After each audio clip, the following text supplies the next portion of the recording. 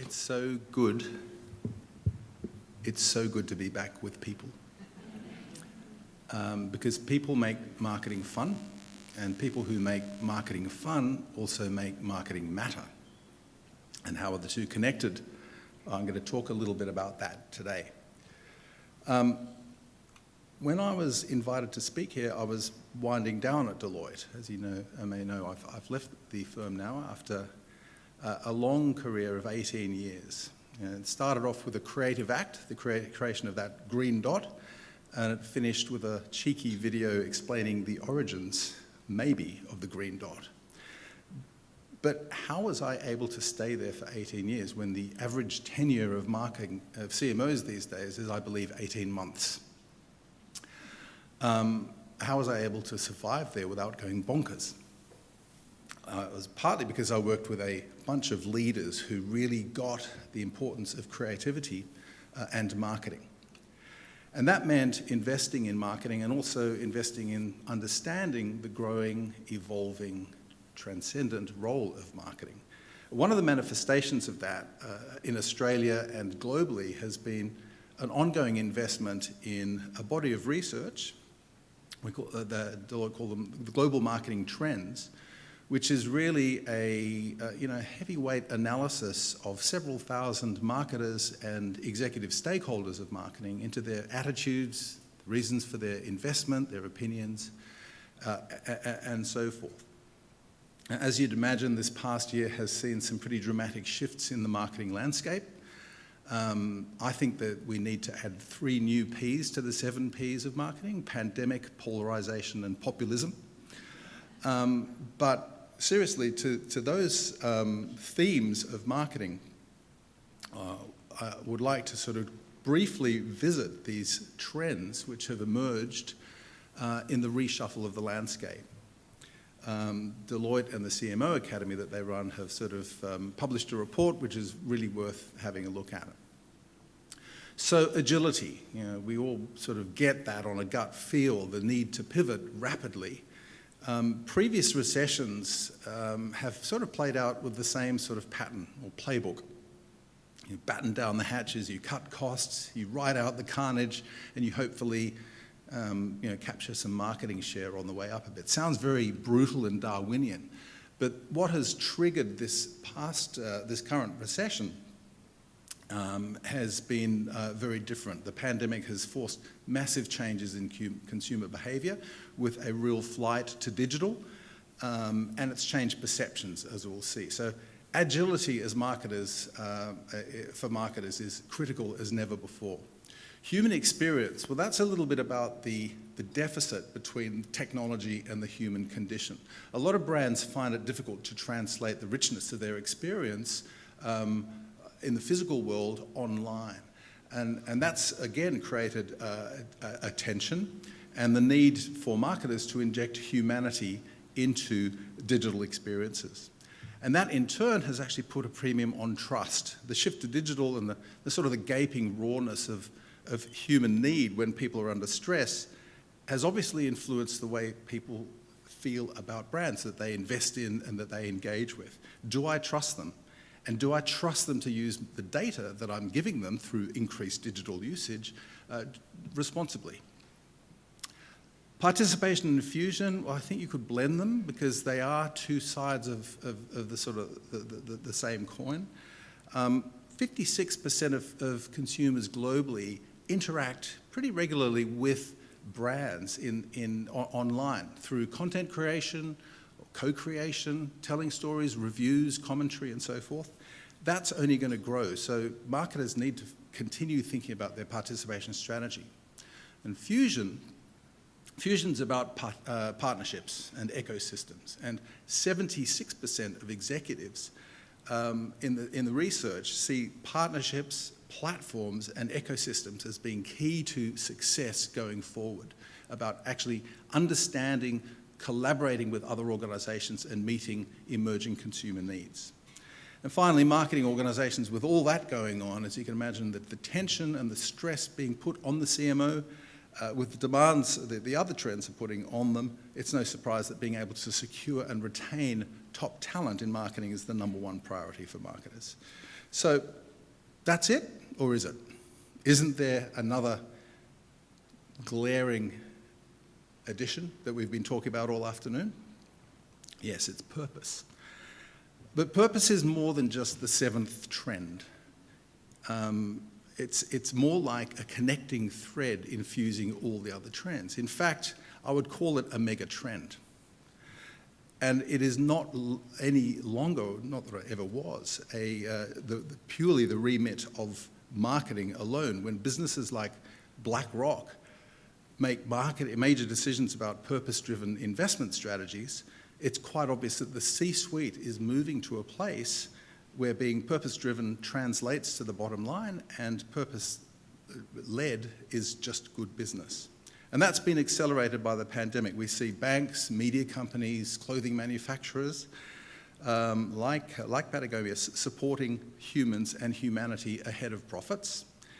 And the research that we're seeing shows also that consumers are increasingly supporting brands with which they engage if they are demonstrably purpose-driven, and conversely, they will stop purchasing if they don't agree with those brand decisions. So there's a mega tilt going on, which is increasingly putting brand purpose at the center of the business proposition. And that's meant some interesting reshuffling. You know, it used to be that strategy held traditionally the high ground in the business construct. You know, everything was done in the service, the strategy, and brand strategy followed business strategy. But what we've seen effectively is purpose leapfrog strategy, and the role of strategy is now to fulfill purpose and brand promise rather than the other way around. And so what does that mean for marketers? Traditional marketing used to be blinkered to a degree. You know, everything in the service of building reputation, driving revenue, generating sales, and capturing market share. And that's old style, classic marketing measured principally through the single bottom line.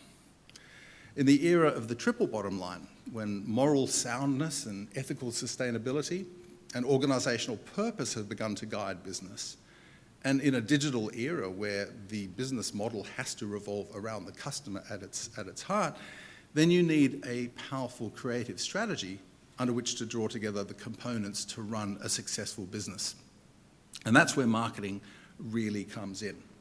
As it turns out, marketing is best when it puts people first rather than numbers first. I like to say that we are in effectively the third age of marketing. And the first was that of didactic, unilateral, directive communication, you know, where brands spoke at their audience. They didn't speak with or converse, they spoke at them. The second era was one where conversation was ensued. The dawn of the internet gave the opportunity to have a conversation through feedback, review, or commentary. Today we're in the diaphanous age, that of transparency, where the lines between brand and audience are being irretrievably blurred. And we're seeing that increasingly through social. And it means for marketers that you have to create the opportunity for your audience to help tell your story and to tell their own story about the way they see your brand. The boundaries have forever been blurred between who actually owns the brand. And that is, on the face of it, a watershed moment for marketing. You know, we've just gone through a profound acceleration, time travel, where we've lived 10 years in the space of one. And as marketers, we understandably have a growing sense of hope that what we've been talking about today, what T and Naima and Anton sort of talked about, the shuffled priorities we're living through, are permanent shifts. That marketing's potential to help a business fulfill its purpose will be its defining characteristic going forward. Selling things and making the numbers has always been and should remain very important, but we may have seen a definitive shift between the old style build it and sell it to a more karmic principle of demonstrate your purpose, make your audiences happy, and they will come sort of principle, and hopefully that is a permanent shift. And that has obvious implications on the way that marketing teams work as well. Over the past 20 years, we've seen a growing chasm between the traditional print and outdoor-driven merchandise, distribution channel-oriented old marketing and the data and analytics-led, disintermediating, scalable digital new model. And that is an artificial construct. It was always artificial, just like the one between creatives and non-creatives in business, which I think is one of the most self-fulfillingly destructive definitions in business. The metamorphosis of marketing sees us bringing the two sides of marketing back together again as complementary and symbiotic parts. And that makes for a far more effective role for marketing, and in fact, one that's supremely pragmatic in the current milieu. As the trends show, CEOs have never needed marketers more. One of the outcomes of this recent research we did is that CEOs have been unrelentingly focused on operational efficiency throughout the pandemic, whereas their audiences and stakeholders have been ever more focused on the fulfillment of purpose. Now, who's got the spectrum of capability of communicative, creative, digital, experiential skills to help? Marketers.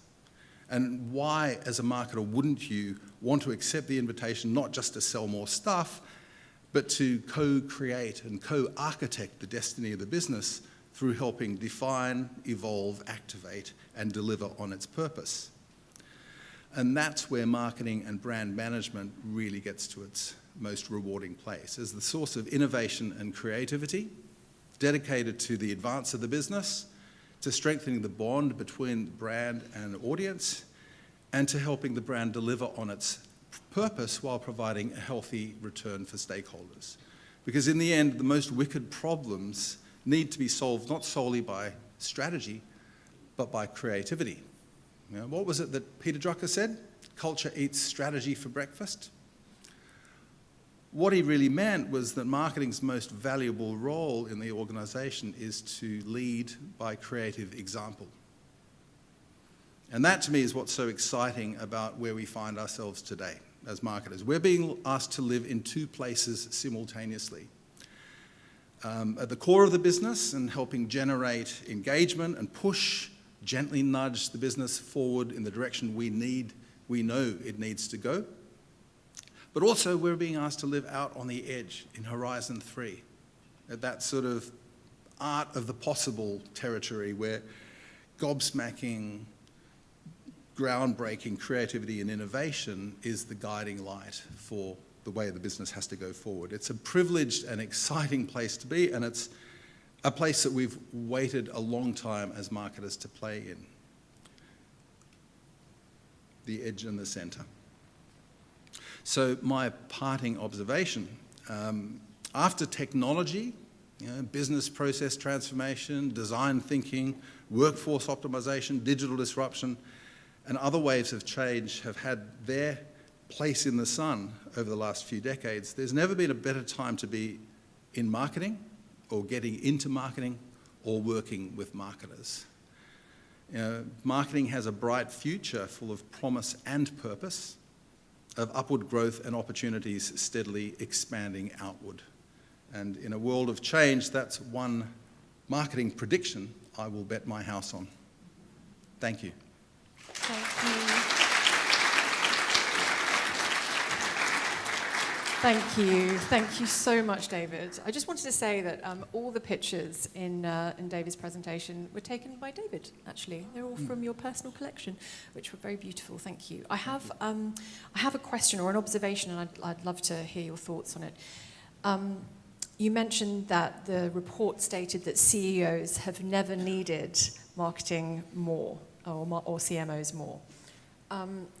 In conversations that I've had with a number of CMOs recently, we're talking about, proving the value of marketing at a board level, which can sometimes be really challenging. You've obviously done a great job of that because, you've were with Deloitte for, as you said, like many years. How do we translate what we do to a board level to make them see the intrinsic value of marketing? Yeah, it's really interesting because I'm looking at the dichotomy that boards are currently facing with a need to focus on compliance and performance, retrospective performance, but also they recognize that they need to also focus on strategy and forward-looking innovation and growth. Marketers are in the best, as I said, it's a privileged position to have a spectrum of capability at your disposal and a really holistic overview of the business, where you're looking at the interface of the brand and the business in the market, and also the mechanisms that support that. So it's really a matter of translating that into language that the board and the executive can understand, both in terms of numbers and margins and data, but also ideas that have proven to have stuck, or patterns that have that worked in the past to convince your audience to go with your combination of strategy and gut feel. Yeah, that's really, really useful. Thank you so much. I think you've done an incredible job, and I think our audience will agree, of pulling those three themes, those three big themes that we're talking about today, all together. I'm really excited to see, what happens next in your career. I'm going to be watching. And I'd just like you to thank you again. If you could put your hands together and please thank you, David. Everyone.